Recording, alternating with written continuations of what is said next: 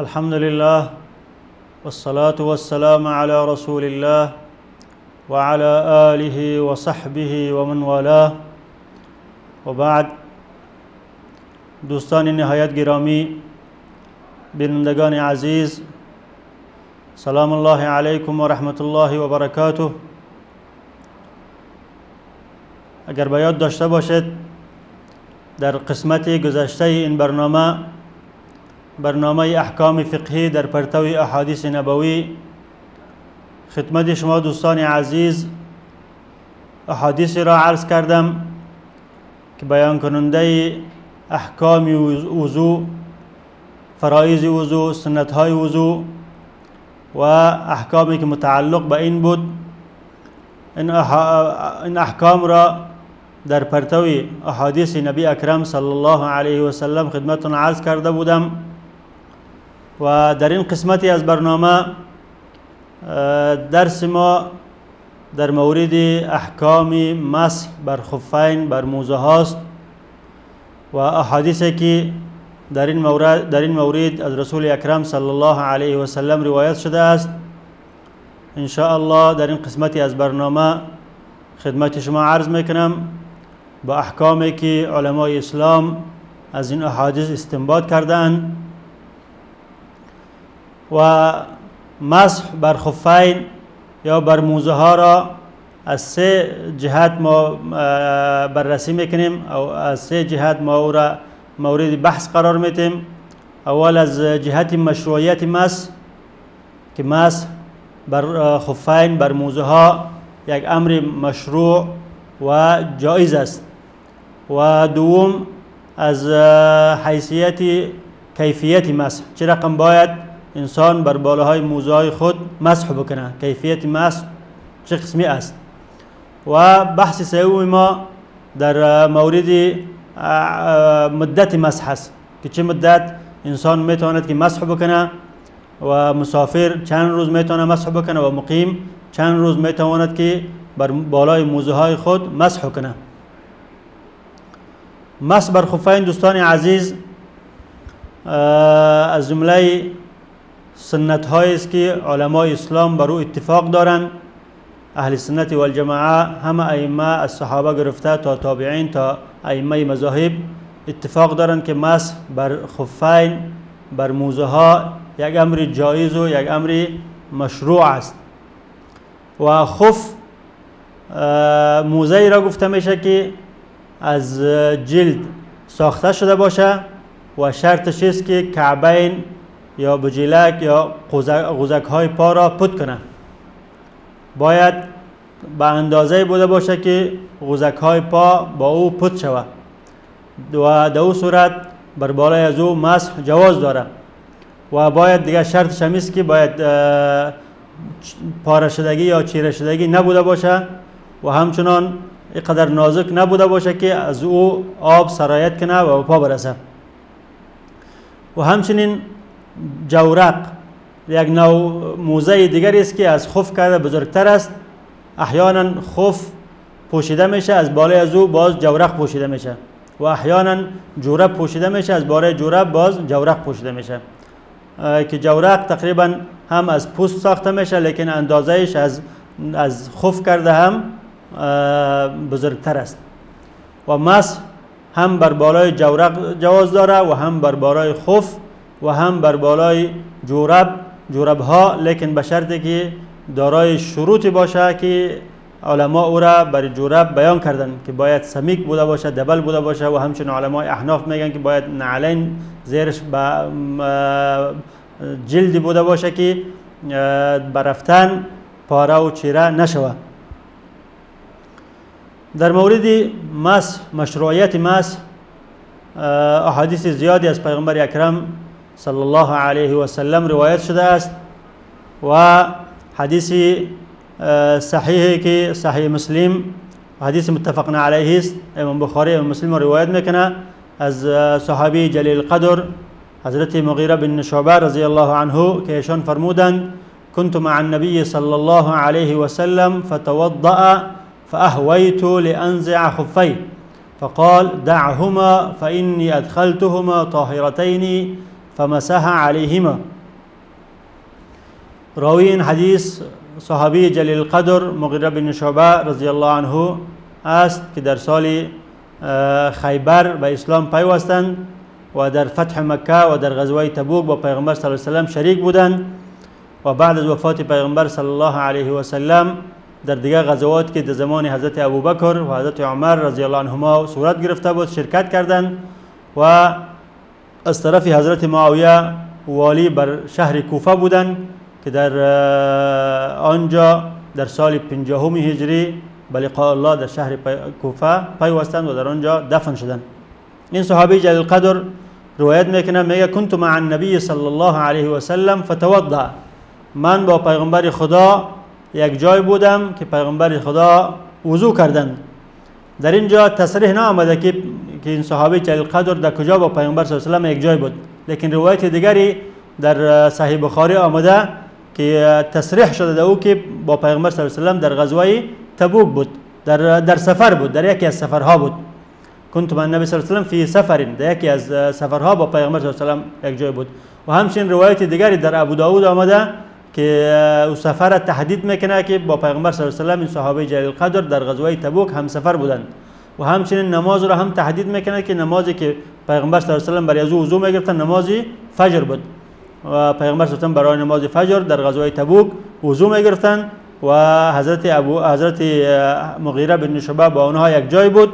و پیغمبر صلی الله علیه و سلم هنگامی که وضو گرفتند فاهویت لانزع خفی، حضرت مغیره بن شعبه میگه که وقتی که پیغمبر خدا حضرت محمد صلی الله علیه و سلم وضو گرفتند و دیگر اعضای خود را شستند، وقتی که به شستن پای رسیدند و پیغمبر صلی الله علیه و سلم جورب پوشیده بودند، موزه پوشیده بودند،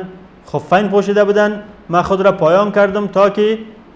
موزه های ایشان را از پای مبارکشان بیرون کنم. فاهویتو یک معنایش است که ما استاده بودم نشستم تا که از پای مبارک رسول اکرم صلی الله علیه و سلم موزه های آنها را بیرون کنم. و معنای دیگه این است که فاهویتو یعنی مددت یدی، من دست خود را دراز کردم تا که موزه های پیغمبر اکرم صلی الله علیه و سلم را از پاهایشان بیرون کنم. پیغمبر صلی الله علیه و سلم فرمودند دعهما فانی ادخلتهما طاهرتین، تو اینها را بگذار بیرون نکه از پای من نمیخوام که پای خود را بشویم بلکه میخوام پای خود را بر بالای موزه های خود مسح کنم. چرا؟ زیرا که فانی ادخلتهما طاهرتین، من موزه های خود را در حالت طهارت پوشیده ام، یعنی بعد از اینکه من طهارت کردم دوباره موزه های خود را پوشیدم، الان من بر بالای از اونها مسح میکنم. فمسح علیهما، پس پیغمبر خدا بر بالای موزه های خود مسح کرد. این حدیث متفق علیه است، حدیثی است که امام بخاری و امام مسلم آن را روایت کرده است. در موردی که حضرت مغیره بن شعبه چرا خواست که موزه های پیغمبر صلی الله علیه و سلم از پاهایش بکشد در حالی که دیده بود که پیغمبر خدا موزه پوشیده، یک احتمال از است که حضرت مغیره شاید احادیثی که در مورد رخصت، در مورد از اینکه مسح بر موزه ها یک امر مشروع است، این احادیث به حضرت مغیره نرسیده بوده و این امر را تا هنوز درک نکرده بوده که این امر یک امر مشروع جواز داره. از او خاطر خواست که موزه های پیغمبر صلی الله علیه و سلم را از پایش بکشه. و احتمال دوم هم این است که شاید که برش حدیث رسیده بوده لیکن فکر کرده که پیغمبر صلی الله علیه و سلم شاید کار افضل را بکنه، در نظر از اونها شاید افضلی بوده که بجای مسح باید غسل شود و خواست که موزه ها را از پای مبارک پیغمبر صلی الله علیه و سلم بیرون کنه. یا اینکه احتمال از این میره که حضرت مغیره بن شعبه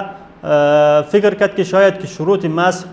در موزه های پیغمبر صلی الله علیه و سلم متوفر نبوده، از او خاطر خواست که موزه ها را از پای پیغمبر صلی الله علیه و سلم بکشه. به هر صورت پیغمبر صلی الله علیه و سلم را از کشیدن موزه ها منع کرد، گفت که من این موزه ها را در حالت طهارت پوشیدم و میتونم که بر بالای از اینا مسح کنم. دوستان عزیز، احادیثی که احکامی که ما از این حدیث مبارک استنباط میکنیم احکام زیادی است. اولین حکمی که ما از این استنباط میکنیم است که مسح بر بالای موزه ها یک امر جایز و مشروع است. هیچ اشکالی نداره که وقتی که انسان موزه میپوشه بر بالای از اونها مسح بکنه. و این حدیث دلالت کنه به است که انسان در سفر میتونه که مسح کنه، چون این واقعه است که در سفر واقع شده اما در حضر وقتی که انسان در سفر نبوده باشه، در خانه بوده باشه، میتونه مسح کنه نمیکنه، میتونه بکنه یا نمیتونه. در این مورد هم احادیث زیادی از پیغمبر صلی الله علیه و سلم روایت شده است، از جمله حدیثی که حاکم نیشابوری در مستدرک و همچنین بیهقی دارقطنی روایت میکنه از حضرت انس بن مالک رضی الله عنه که پیغمبر صلی الله علیه و سلم فرمودند اذا توضأ احدكم فلبس خفيه فليمسح عليهما وليصلي فيهما ولا يخلعهما ان شاء الا من الجنابه. وقتی که یکی از شما وضو میکنه، بعد از وضو کردن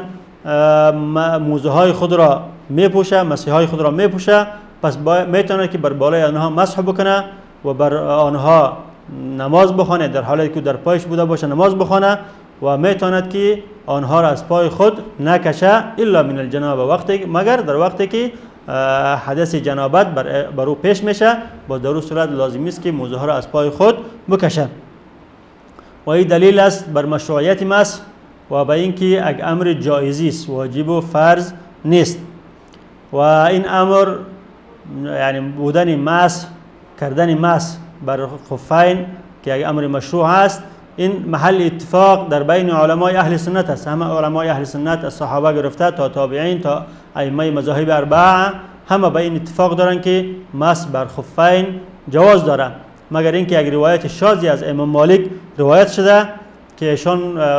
قول به عدم جواز مسح دارند، لیکن روایت ضعیف است. روایتی که صحیح از امام مالک هم ثابت است، همیست که مسح بر خفین جواز داره. و این احادیثی که در مورد مسح بر خفین از پیغمبر صلی الله علیه و سلم روایت شده است، تقریبا بعضی علما به این قول دارند که به درجه تواتر میرسه. همچنان که ابن عبدالبر ابن حجر رحمت الله علیه میگه قد صرح جمع الحفاظ بان المسح على الخفين متواترا. ابن حجر در فتح الباری میگه که تعدادی از حفاظ به این تصریح نمودن، به این قول تصریح نمودن که مسح بر بالای خفین، احادیثی که در مسح بر خفین وارد شده احادیث متواتر است. و همچنین از امام احمد بن حنبل رحمت الله علیه روایت شده که ایشان فرمودن فیه 40 حدیثا من الصحابه، 40 حدیث از صحابه در مورد مسح بر موزه ها روایت شده است. و همچنین از امام حسن بصری روایت شده است که ایشان فرمودن حدثني 70 من اصحاب رسول الله صلی الله علیه و سلم انهم كانوا يمسحون على الخفين، که 70 نفر از اصحاب نبی اکرم صلی الله علیه و سلم برای من حدیث بیان کردن، من از ایشان شنیدم که ایشان بر بالای موزه های خود مسح میکردن. و همچنین ابن عبدالبر رحمت الله علیه میگه لا اعلم انه روی عن احد من السلف انکاره الا عن مالک مع ان الروايه الصحيحه عنه مصرحه باثباته. ما نمیدونم که یکی از علم من یعنی ایرا در نکرده که یکی از علمای سلف در این مورد اختلافی داشته باشند. همه علمای سلف از صحابه، تابعین، ائمه همه به اتفاق دارن که مسح بر بالای خفین امر مشروع جایزی است، مگر میگه یک روایتی از امام مالک روایت شده که بعد عدم جواز قول نمودند، لیکن روایت صحیحه از امام مالک همیست که آنها با این تصریح کردن که مسح بر بالای خفین امر مشروع جایز است. اما اینکه کدامش افضل است، یا آیا مسح بر بالای موزه ها افضل است یا اینکه کشیدن موزه ها و شستن پای افضل است، در این مورد علمای اهل سنت اختلاف دارند. یک جمعی از علما به این نظر هستند که مسح بر بالای خفین افضل است. اگر انسان وقتی که با وضو موزه های خود را میپوشه، افضل است که اگر مقیم بوده باشه، اقامت داشته باشه، یک شب یک روز بر بالای آن مسح کنه، و اگر مسافر بوده 3 شب 3 روز افضل است که مسح کنه. لیکن اگر موزه های خود را کشید و پای خود را شست، این هم جواز داره. این قول تقریبا از اکثر علما نقل شده، از جمله ابن حجر، امام شوکانی و همچنین ابن منذر این قول را نقل کردن. و امام شوکانی علتی از این قسم میگه که مسح بر بالای خفین به خاطر از این افضل است که در مخالفت اهل بدعت و اهل اهوا و اهل خرافات است. میگه اهل بدعت نام میبره که خوارج و روافض، چون با این امر مخالف هستند، آنها جواز نمیتن مسح بر خفین را، از او خاطر به خاطر که مخالفت با اهل بدعت و با اهل خرافات شوه، افضل است که انسان بر بالای موزه های خود وقتی که موزه میپوشه بر موزه های خود مسح بکنه. چون وقتی که در یک سنتی از سنت های پیغمبر صلی الله علیه و سلم اهل بدعت در یک امر جوازی که پیامبر صلی الله علیه و ثابت شده باشه دو طعن وارد کنن به خاطر مخالفتی از اونا، انسان باید امو کارا بکنه، بهتر است که امو کارا بکنه. اما عده از علما از جمله امام نووی رحمت الله علیه میگه که اگر بشویه شستن بهتر است، لیکن مسح هم جواز داره. این بود حکم اولی از احکامی که ما از این حدیث یا علما از این حدیث استنباط کردن. و حکم دومی که از این حدیث استنباط میشه این است که باید انسان، شرط است که انسان وقتی که موزه را میپوشه، مسیح را میپوشه، باید به طهارت بپوشه، چون در حدیث است فإن دعهما فإني أدخلتهما طاهرتين. پیغمبر صلی الله علیه و گفت که بگذار موزه من از پای ما بیرون نکن به خاطر که من اینها را در حالت طهارت پوشیده بودم. از این معلوم میشه که انسان شرط است که وقتی که موزه میپوشه با طهارت بپوشه، اما در وقتی که بدون طهارت موزه را میپوشه در اون صورت بر بالای موزه مسح کردن جواز نداره. و همچنین امام حمیدی در مسند حدیث دیگری از این صحابه جلیل القدر مغیره بن شعبه روایت میکنه که ایشان از پیغمبر صلی الله علیه و سلم پرسیدن، گفتن یا رسول الله ایمسح احدنا علی الخفین، ای پیغمبر خدا آیا یکی از ما میتونه که بر بالای خفین خود مسح بکنه، بر بالای موزه های خود مسح بکنه؟ پیغمبر صلی الله علیه و سلم فرمودن نعم اذا ادخلهما طاهرتین، بله میتونه مسح کنه، لیکن به یک شرط است که وقتی که با وضو آنها را در پای خود بپوشه، یعنی بدون وضو نپوشه، اول وضو کنه بعد از اون مسح های خود را بپوشه، در اون صورت میتونه که بر بالای از اونها مسح بکنه. و از جمله احکامی که از این حدیث استنباط میشه این است که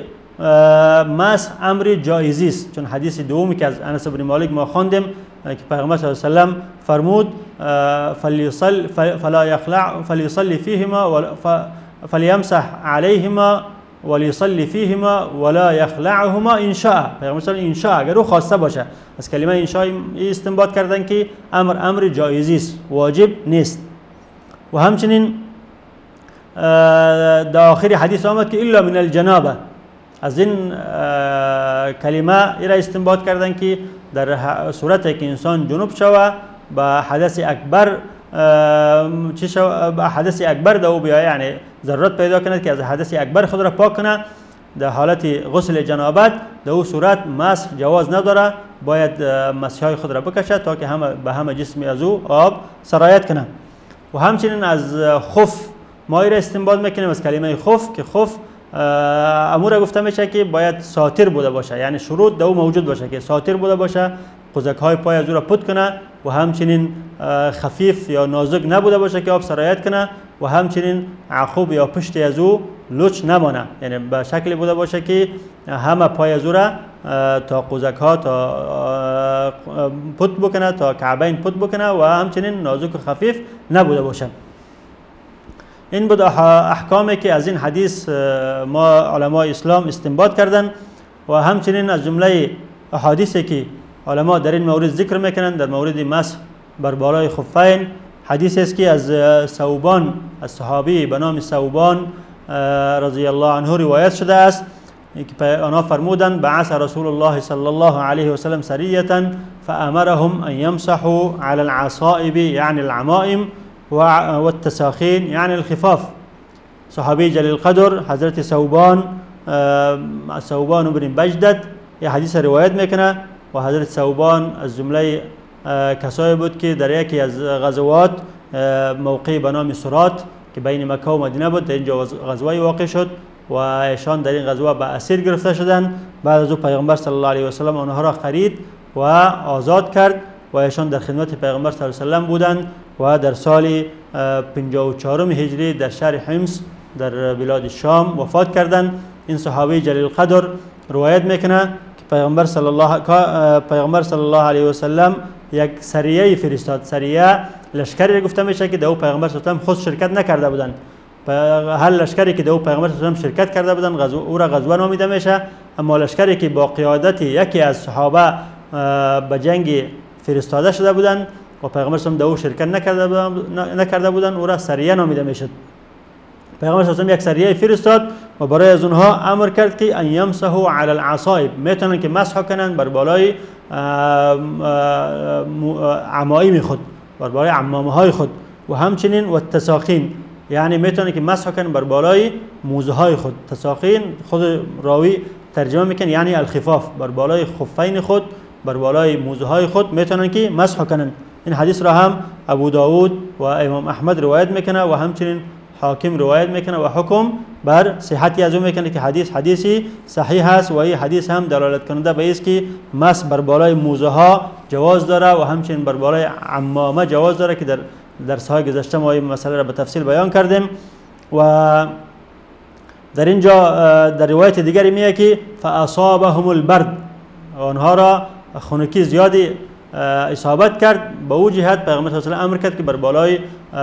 عمامه های خود و بر بالای موزه های خود مسح کنند. لیکن احادیث دیگری هم موجود است که عذر بوده باشه یا نبوده باشه، مسح یک امر جایزی است، جواز داره که انسان بر بالای موزه و همچنین بر بالای عمامه خود مسح بکنه که مسئله عمامه در درس گذشته به تفصیل روایت شد. و همچنین حدیث دیگری امام بخاری رحمت الله علیه روایت میکنه از حضرت ابن عمر، عبدالله ابن عمر رضی الله عنه، که ایشان فرمودند ان سعدا احدثه عن رسول الله صلی الله علیه و سلم انه كان يمسح على الخفين، که حضرت سعد بن ابی وقاص به حضرت عبدالله ابن عمر بیان کردند که پیغمبر صلی الله علیه و سلم بر بالای موزه های خود مسح میکردند. و همچنین در مورد ازی که مسح بر بالای جورب و همچنین بر بالای نعلین پاپوش ها جواز داره یا نداره، حدیث دیگری از مغیره بن شعبه رضی الله عنه روایت شده است که ایشان فرمودند ان النبی صلی الله علیه و سلم توضأ و مسح علی الجوربین و النعلین، که پیغمبر خدا حضرت محمد صلی الله علیه و سلم وضو کردند، بعداً بر بالای جوربین خود، جوربی که در پا داشتند و همچنین نعلین پاپوش هایی که در پا داشتند بر بالای از او مسح کردند. و این حدیث را هم امام احمد و اصحاب سنن غیر از نسائی که سنن ابن ماجه است و سنن ابو داود است و سنن امام ترمذی است، اینها روایت میکنند و امام ترمذی حکم به صحت حدیث میکنه و این حدیث دلالت به این میکند که همچنانی که مسح بر بالای موزه خفین جواز داره، همین قسم مسح بر بالای پاپوش نعل و همچنین بر بالای جورب جواز داره. لیکن علما شرط میکنه که جورب باید خفیف نبوده باشه، نازک نبوده باشه که آب سرایت کنه. و همچنین علمای احناف را شرط میکنه که باید منعلین باشه، یعنی زیرشان باید چرمی بوده باشه که به اثر راگشتن پاره نشوه. و همچنین در نعلین پاپوش ها ای را شرط میکنن که باید نعلین خودش تنها نبوده باشه، با جورب ها پوشیده باشه، یعنی انسان جورب پوشیده باشه، از بالای از او نعل پوشیده باشه، میتونه که بر بالای نعلین خود، بر بالای پاپوش های خود مسح بکنه. این بود دوستان عزیز در مورد مسح، مشروعیت مسح و اینکه مسح بر بالای خفین جواز داره. و یک بیان برنامه کوتاهی میبینیم، بعد از او خدمت شما کیفیت مسح که چه رقم باید انسان مسح بکنه و همچنین مدت مسح که چند روز میتونه مسح کنه بیان میکنیم. با ما باشید.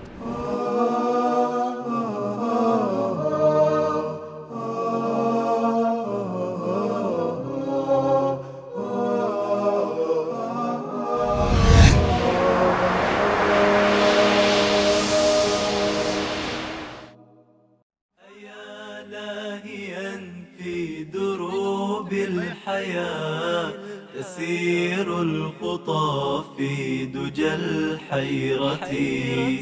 وتقضي الزمان بغير اعتبار، رويدك أبصر من الغفلة ولا تاك يوما مع السادرين وتحيا بعيدا عن السنة. بچه ها نماز،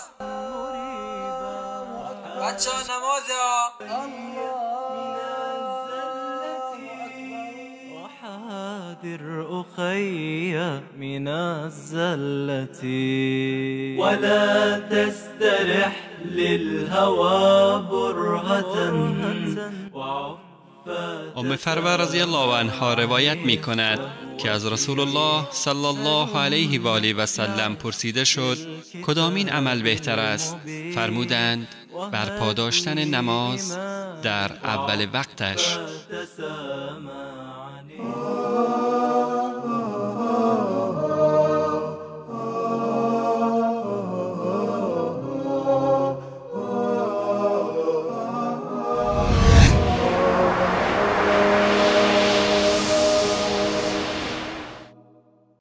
بسم الله والصلاة والسلام علی رسول الله و علی آله و صحبه و من والاه. دوستان عزیز، در قسمت گذشته این برنامه، در قسمت اولی این برنامه خدمت شما احادیثی را بیان کردم که بیان کننده مشروعیت مسح بود که مسح یک امر مشروعی و جایز است و محل اتفاق در بین علمای اسلام، در بین علمای اهل سنت است، مگر اینکه علمای مذاهب خرافی و بدعتی که مذهب خارجی و مذهب رافضی است این امر انکار کردند و از احادیث صحیح و صریح پیامبر صلی الله علیه و سلم منکر شدند. و در مورد کیفیت مسح که مسح باید چه رقم شود، احادیث متعددی وارد شده که صحیح ترین آنها حدیثی است که از امام علی، حضرت علی ابن ابی طالب رضی الله عنه ابن عم النبی صلی الله علیه و سلم روایت شده که ایشان فرمودند لو كان الدين بالرأي لكان أسفل الخف أولى بالمسح من أعلاه وقد رأيت رسول الله صلى الله عليه وسلم يمسح على ظاهر خفيه. راوي حديث امیر المؤمنین علی ابن ابی طالب ابن عم النبی صلی الله علیه و سلم است که ایشان اولین شخصی بودند که به دین اسلام پیوستند از خردسالها و اولین فدایی بودند که در فراش پیغمبر صلی الله علیه و سلم هنگام هجرت خوابیدند و ایشان زوج حضرت فاطمه زهرا بنت النبی صلی الله علیه و سلم هستند و چهارم خلیفه از خلفای راشدین رضی الله عنهم بودند که بعد از شهادت حضرت عثمان خلافت را با بیعت مهاجرین انصار به دست گرفتند و در سال چهلم هجری در 19 رمضان توسط عبدالرحمن بن ملجم در شهر کوفه به شهادت رسیدند. ایشان از جمله علما و مفتیین صحابه بودند و از جمله قضات صحابه بودند. در زمان پیغمبر صلی الله علیه و سلم از جمله اصحاب کرامی بودند که قضا یعنی شغل قضا را به دوش داشتند که با وجود بودن پیغمبر صلی الله علیه و سلم ایشان هم قضاوت میکردند و پیغمبر صلی الله علیه و سلم آنها را به طرف یمن یک بار دوبار به خاطر تعلیم مردم، به خاطر داخل کردن مردم در دین اسلام فرستادند. و ایشان میگه که لو کان الدین بالرأی، اگر دین اساس دین بر رأی و با قیاس می بود لکان اسفل الخف اولا بالمسح من اعلاه، البته زیر موزه ها بهتر می بود بر مسح کردن از بالای آنها کرده. این دلالت به این میکنه که دین اساس دین قرآن و حدیث است. ما باید امور دینی خود را عرض به قرآن و حدیث بکنیم، نه بر رأی و به قیاس و به عقل و به ادله عقلی. و هر قیاس و عقلی که مخالفی قرآن و حدیث بوده باشد او مردود و مرفوض است. میگه لو کان الدین بالرأی، اگر اساس دین به قیاس می بود لکان اسفل الخف اولا بالمسح من اعلا، البته زیر موزه ها بهتر می بود که انسان بر زیر موزه ها مسح کنه از اینکه بر بالای از او بکنه، چون انسان وقتی که راه میره زیر موزه هایش مورد از این قرار میگیره که شاید در اونجا نجاست واقع شود. بالای موزه ها هیچ وقت نجاست واقع نمیشه، لیکن با وجود از او چون حدیثی از پیغمبر صلی الله علیه و آله وارد شده که ایشان بر بالای موزه ها مسح میکردن و دین بر مبنایش بر قیاس نیست، بر دلیل است. ما به دلیل پیش میریم، دلیل بر این آمده که مسح باید بر بالای موزه ها شود. و قد رأیت رسول الله صلی الله علیه و آله یمسح علی ظاهر خفی، ما پیغمبر خدا را دیدم که بر بالای موزه های خود مسح میکردن. این حدیث را هم ابو داود روایت میکنه و میگه که اسناد حدیث حسن است، به درجه حسن میرسه و همچنین دارقطنی روایت میکنه و لیکن ابن حجر در فتح الباری میگه که سلسله اسناد در ما وقت جمع کردم دیدم که سلسله اسنادش به صحت میرسه و حدیثی صحیح است. میگم و این حدیث دلالت میکنه که کیفیت مسح همیست که انسان بر بالای موزه های خود مسح کنه، نه بر زیر موزه های خود. و در این مورد دو قول وارد شده از علمای اهل سنت. قول اول قول جمهور علما همیست که انسان پنجه های دسته های خود را تر میکنه و اون پنجه های دسته های خود را بر بالای پنجه های پای خود میگذاره و طرف بالا کش میکنه بر بالای مسحی، بر بالای موزه. و قول دوم روایت از امام شافعی روایت شده است که ایشان فرمودند که هر دو پنجه های دست خود را ترک میکنه پنجه های راست خود را در بالای پنجه های پای خود میگذاره و پنجه های دست چپ خود را بر قفای عقب پای خود میگذاره و پنجه های دست راست خود را طرف بالا کش میکنه و اما پنجه های دست چپ خود را طرف پنجه های پای خود کش میکنه. این روایت از امام بخاری روایت شده است. اما روایت صحیح هم از ایشان این است که ایشان گفتند که اگر انسان بر بالای موزه مسح کنه این اگر امری متفق علیه است هیچ اشکالی نداره و اگر بر زیر موزه مسح کنه این اگر امری است که مرفوض است جواز نداره. اما اینکه اگر به طریقه دوم و طریقه سوم مسح کنه که قسمی که اول بیان کردیم افضل و بهتر است. این قول از امام شافعی روایت شده است. اما قول جمهور علما است که انسان پنجه های دست راست خود را تر میکنه و بر بالای پنجه های پای خود میگذاره و طرف بالا کش میکنه. اما اینکه بهتر و افضل است که از پنجه های پای خود شروع کنه تا برابر قوزک های پای خود تا برابر بجلک های پای خود کعبین خود کش بکنه. اما اینکه چقدر کفایت میکنه، یعنی اگر یک پنجه خود کش کنه، دو پنجه خود یا همه پنجه های خود را، قدر کافی چقدر است؟ یک قول است که قدر کافی سه به اندازه سه پنجه است. با سه پنجه خود اگر کش بکنه با اندازه سه پنجه خود را مانده با اندازه سه پنجه کش بکنه کفایت میکنه و این قول در مذهب حنفی از مذهب حنفی از روایت شده است. قول ابو حنیفه رحمت الله علیه است. و قول دوم است که باید اکثر پنجه ها را با اکثر پنجه ها کش کنه، یعنی به این معنی که سه پنجه خود را گذاشته بیشتر از نصف پای خود را باید کش کنه. اگر کمتر از نصف پا بوده باشه جواز نداره و این قول هم از امام احمد روایت شده است. و قول سوم است که اگر با یک پنجه خود هم آب گرفته بالای پای خود کش کنه جواز داره. لیکن قول راجح هم است که همه افضل است که باید همه پای خود را با همه پنجه های خود کش بکنه و اگر با سه پنجه خود هم بیشتر پای خود را کش کرد، در بالای بیشتر پای خود کش کرد و این کفایت میکنه و مسح ادا میشه. و همچنین در مورد کیفیت مسح حدیث دیگری از صحابی جلیل القدر مغیره بن شعبه روایت شده است که ایشان فرمودند رأیت رسول الله صلی الله علیه و سلم یمسح علی ظهور الخفین، من پیغمبر خدا رسول اکرم صلی الله علیه و سلم را دیدم که بر بالای مسیحای خود بر بالای موزه های خود مسح میکردند، یعنی مسح را بر بالای موزه های خود میکردند نه اینکه بر زیر موزه های خود. و این حدیث هم امام احمد در مسند و ابو داود در سنن و همچنین امام ترمذی این حدیث را از حضرت مغیره بن شعبه رضی الله عنه روایت کردند.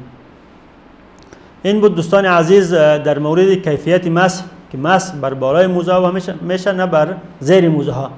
اما اینکه در مورد مدت مسح انسان چقدر مدت میتونه مسح کنه، در این حدیث در این مورد هم حدیث متعددی وارد شده و صحیح ترین حدیثی که وارد شده حدیثی است که از امام علی بن ابی طالب رضی الله عنه روایت شده است که ایشان فرمودند جعل النبي صلى الله عليه وسلم 3 أيام ولياليهن للمسافر ويوما وليلة للمقيم، يعني في المسح على الخفين. پیغمبر خدا برای مسافر 3 شب 3 روز را تعیین کردند و برای مقیم 1 شب 1 روز را تعیین کردند که میتونه که مسافر مدت 3 شب 3 روز بر بالای مسیحای خود بر بالای موزه های خود مسح کنه و میتونه که انسان مقیم بوده باشه، انسانی که مقیم بوده باشه در حالت سفر نبوده باشه، در حالت اقامت بوده باشه 1 شب 1 روز میتونه که بر بالای موزه های خود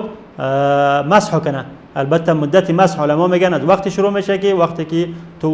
موزه را وضو میکنی موزه را میپوشی، بعد از وقتی که تو به وضو میشی از اون وقت مدت مسح شروع میشه. به این معنی که وقتی که تو در نماز پیشین وضو کردی موزه ها را در پای خود کردی در نماز عصر به وضو شدی، تو میتونی که اگر مقیم بوده باشی تا فردا نماز عصر بر بالای موزه های خود مسح بکنی و همچنین اگر مسافر بوده باشی تا 3 شب 3 روز بعد از گذشت 3 روز تا وقت نماز عصر میتونی که مسح کنی. وقتی که نماز عصر آمد دوباره موزه های خود را میکشی و وضوی مکمل میکنی، پاهای خود را میشوی، باز موزه های خود را میپوشی اگر خواسته باشی که مسح بکنی. و روایت دیگری از حضرت عایشه رضی الله عنها روایت شده است که شخصی پیش حضرت عایشه آمد و در مورد مدت مسح از ایشان پرسید. ایشان گفتند که سل علیا فانه ادرا به منی فانه کان ملازم النبی صلی الله علیه و سلم فی اسفاره. تو از حضرت علی بپرس این مسئله را، تو از حضرت علی بپرس، چون حضرت علی در این مورد از ما که علمش بیشتر است، از ما که داناتر هستند، چون ایشان با پیامبر صلی الله علیه و سلم همیشه در سفرها موجود بودند. وقتی که حضرت علی پرسیدن، حضرت علی همین حدیث را برای ایشان فرمودند که جعل النبی صلی الله علیه و سلم 3 ایام و لیالیهن للمسافر و یوما و لیلة للمقیم، که پیامبر خدا مدت مسح را 3 شب 3 روز برای مسافر تعیین کردند و 1 شب 1 روز برای مقیم تعیین کردند. و در مورد مدت مسح که 3 شب 3 روز برای مقیم برای مسافر و 1 شب 1 روز برای مسافر مقیم است، در این مورد علمای اهل سنت اتفاق نظر دارند، هیچ اختلاف ندارند، همه به این نظر هستند، مگر یک روایتی از امام مالک روایت شده که ایشان فرمودند که مدت تعیین نیست، یعنی هر قدر که انسان اگر خواسته باشه مسح کنه مسح میکنه. و دلیل میگیره به حدیثی که از پیامبر یکی از صحابه از پیامبر صلی الله علیه و پرسید که آیا من میتونم که 1 شب 1 روز مسح کنم؟ پیامبر صلی الله علیه و فرمودند بله، و گفت که من میتونم که 2 شب 2 روز مسح بکنم؟ گفتن که بله. گفتن صحابی پرسید آیا من میتونم که 3 شب 3 روز مسح کنم؟ گفتن که بله. و پرسیدن تا که تو 7 شب 1 روز 7 روز رسیدن، پیامبر صلی الله علیه و گفت بله که میتونی مسح کنی. و این حدیث را دیگه علما میگن که حدیث به درجه حسن و صحت نمیرسه، بلکه حدیثی ضعیف است و در سلسله سند حدیث رجال است که علما حکم به ضعف از او کردن، لذا استدلال به حدیث درست نیست. و احادیث زیادی موجود است، از جمله حدیث امام علی رضی الله عنه که پیغمبر صلی الله علیه و سلم مدت مسح را برای مقیم 1 شب 1 روز و برای مسافر 3 شب 3 روز تعیین کردند. و اینکه چرا برای مسافر زیادتر تعیین شده؟ به خاطر از اینکه مشقت در سفر بیشتر است و دین اسلام دین سهولت است، به خاطر که در سفر در دیگه امور عبادات تساهل است، از جمله نماز قصر خوانده میشه و همچنین جمع خوانده میشه. از این خاطر در امور مسح هم با مسافر از باب تساهل، از باب آسانی کار گرفته شده و مدتی از او بیشتر قرار داشته نسبت به مقیم. و همچنین حدیث دیگری در مورد مدت مسح از صحابی دیگری به نام ابی بکر روایت شده است که پیغمبر صلی الله علیه و سلم فرمودند انه رخص که آنها فرمودند که النبی صلی الله علیه و سلم رخص للمسافر 3 ایام و لیالیهن وللمقیم یوما و لیله اذا تطهر فلبس خفیه ان یمسح علیهما. حضرت ابو بکر عبدالرحمن ابن ابی بکر یکی از صحابه جلیل قدر که ایشان مولای رسول الله صلی الله علیه و سلم بودن، غلامی آزاد کرده رسول الله صلی الله علیه و سلم بودن، نامشان عبدالرحمن ابن ابی بکر. و آنها وقتی که پیغمبر صلی الله علیه و سلم طائف را محاصره کردند، حضرت ابو بکر با چند نفر دیگری از قلعه های طائف پایان شد و پیغمبر صلی الله علیه و سلم ایمان آوردند و پیغمبر صلی الله علیه و سلم بیعت کردند و پیغمبر صلی الله علیه و سلم ایشان را آزاد کرد و در خدمت پیغمبر صلی الله علیه و سلم بودند تا که در شهر بصره در سال 51 هجری وفات کردند. آنها روایت میکنند که ان النبی صلی الله علیه و سلم رخص للمسافر 3 ایام و لیالیهن، پیغمبر خدا رسول اکرم صلی الله علیه و سلم برای مسافر 3 شب و 3 روز مسح کردن را اجازه دادند، ولی المقیم یوما و لیله، و برای شخصی که اقامت دارد در شهر برای از او 1 شب 1 روز را اذا تطهر فلبس خفیه، لیکن شرط است که موزه را بعد از طهارت بپوشه، با طهارت بپوشه. اما در حالت بی‌وضوئی اگر موزه را بپوشد در او حالت مسح کردن جواز نداره. این حدیث را هم دارقطنی و هم ابن ماجه و هم ابن خزیمه رحمهم الله روایت میکنن و ابن خزیمه رحمت الله علیه حکم به صحت حدیث میکنه. حدیثی صحیح است و این حدیث همچنان که دلالت به مشروعیت مسح میکنه و همچنین دلالت به مدت مسح میکنه که 3 شب 3 روز برای مسافر و 1 شب 1 روز برای مقیم است. و این بود مسائلی که متعلق به مسح میشد.